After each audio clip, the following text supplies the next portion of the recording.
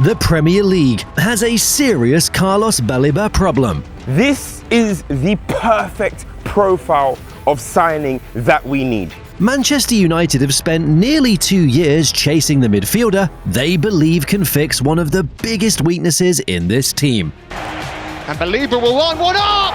Fantastic! And somehow, they're now getting him for far less than Brighton once demanded. A great price for a player that was £100 million last summer. But here's what makes Baleba so dangerous. United isn't just looking to sign another midfielder. They are looking to sign power, aggression, recovery speed, and the ability to turn defensive wins into instant attacks. This is, for me, the perfect third midfielder for Manchester United. And put that alongside Tielemans, André, Santos, Mainoo, and Bruno Fernandes, and suddenly, United's midfield has something it has been missing for years: physical authority. We need someone that can break up the game.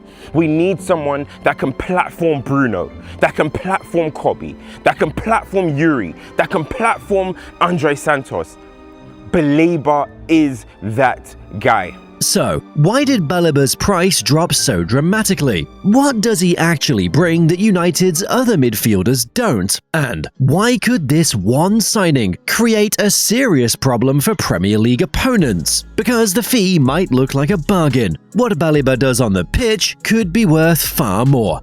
For a while now, United's midfield has had a problem that doesn't get talked about enough. They've had passers. They've had players who can pick a ball out of tight spaces and thread it through lines. What they haven't really had is anyone who can win the ball back the second they lose it. Watch United concede a turnover in midfield over the last few seasons, and the pattern repeats itself. The opposition strides through the gap before anyone in red gets back to close it down. That's not a passing problem. That's a physical problem. And it's the one Baleba was built to solve. He is an athletic, ball-winning, space-covering midfielder that's got serious mobility, serious defensive intelligence, and it's exactly the one profile that we were sort of missing. Look at what he actually does on a pitch. Baleba covers more ground at a sprint than almost any other central midfielder in the Premier League. That's not a minor detail, that's the entire point of signing him. When the ball turns over, he's already moving before most midfielders have processed what happened. His defensive numbers back this up too.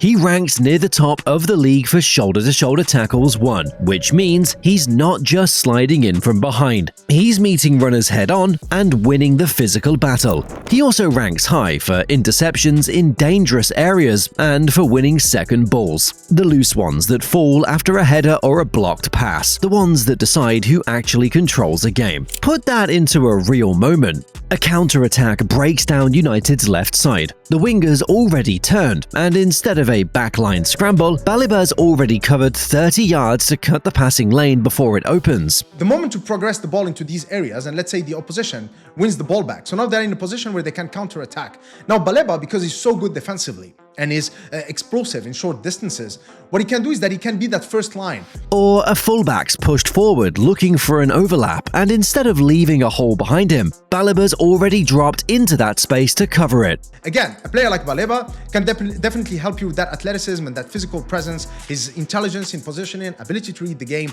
to actually be able to know where the ball is going to drop and to react faster than the opposition. That's the difference between a midfield that reacts to danger and one that prevents it before it starts. Now, put him next to the players United already have. Tielemans is excellent at controlling tempo and picking passes through midfield. Santos can break lines with a pass and screen the back four when the game's calm. Mainoo glides past pressure with close control and vision beyond his age. All three are genuinely good footballers. None of them has the recovery speed or the physical presence to bail the team out when the game turns messy. And against Premier League opposition, the game always turns messy at some point. But the main problem we have, though, is that with players like Santos and players like Tielemans, they are intelligent, deep line playmaker type players, but they don't have that mobility and that athleticism that Baleba has. That's what changes with Baleba in the team.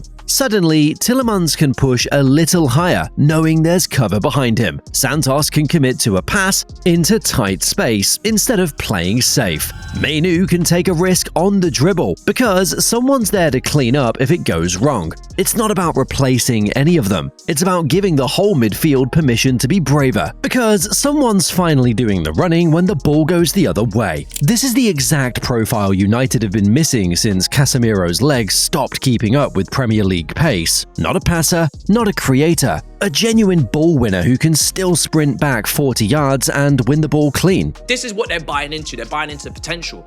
And there's no doubt from a profile stylistic standpoint, Man United needed this type of midfield. United have needed that for years and kept signing players who could do everything except that one thing. So if the talent is obvious, if he ticks every box a scouting department could want, the question becomes harder to ignore. Why did Brighton's asking price fall from £100 million to somewhere around 60? A year ago, Brighton wouldn't even open talks below £100 million. Now, United are closing in on a fee that lands somewhere between 60 and 70. That's not a small adjustment. That's a £40 million swing in 12 months for the same player. So, what actually happened in that year to knock that much off his valuation? The numbers on the table right now sit around 60 million plus 5 in add-ons, with a 5-year contract waiting for him to sign. Manchester United are closing in on a deal to sign Carlos Baleba from Brighton for 60 million plus 5 million in add-ons, well below Brighton's valuation of him. Compare that to what United paid for the rest of this midfield rebuild. Tielemans cost 35 million. Santos cost somewhere between 45 and 50. Add Baleba at 60 and United have built an entire new midfield for less than what some clubs pay for a single player this summer. Baleba, Santos and Tielemans for £150 million combined. Those three players for £150 million combined is good business. The price dropped because last season went badly. And then last season he was poor.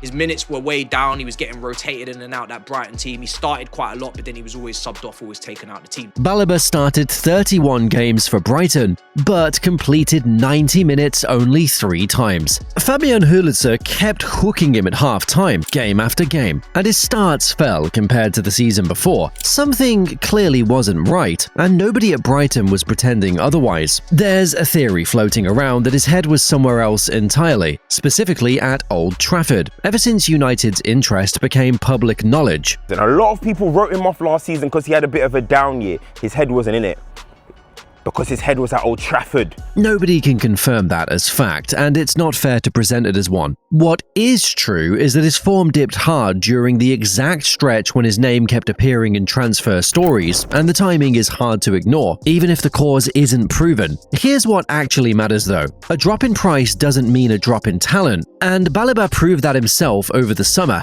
He played for Cameroon at AFCON during his rough patch at club level, and he looked like a completely different player, sharp, physical, controlling games the way he did 2 seasons ago against the best midfields in England. The ability never left. It just stopped showing up consistently in a Brighton shirt. I think instantly he has the highest ceiling of any midfielder that Manchester United have. Now, that is based on the fact, not on last season's numbers, which were terrible, but the season before that where he's having elite metrics across a number of different categories. Which means United aren't signing a damaged version of the player they scouted 2 years ago. They're signing the same player at a discount because one difficult season scared off anyone who was only ever attracted by the hype in the first place. So I think if, at his age, 22 years old, if he hits anywhere near the form that he hit, a couple of seasons back, you've got a Champions League level midfielder. That's the engine, and that's the price tag. But there's a part of his game that gets buried under all the talk about tackles and recovery runs, and it might end up being the more exciting piece for Michael Carrick.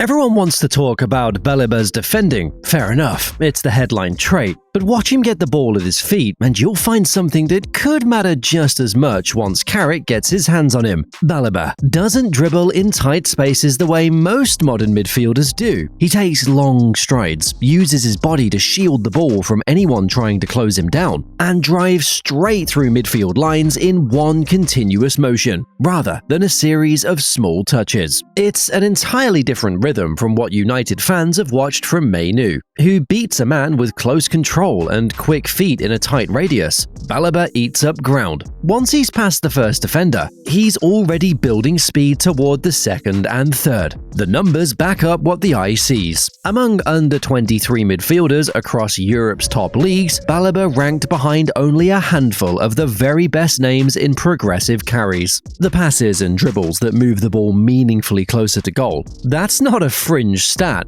That's a player built to break lines with the ball, not just win it back without one.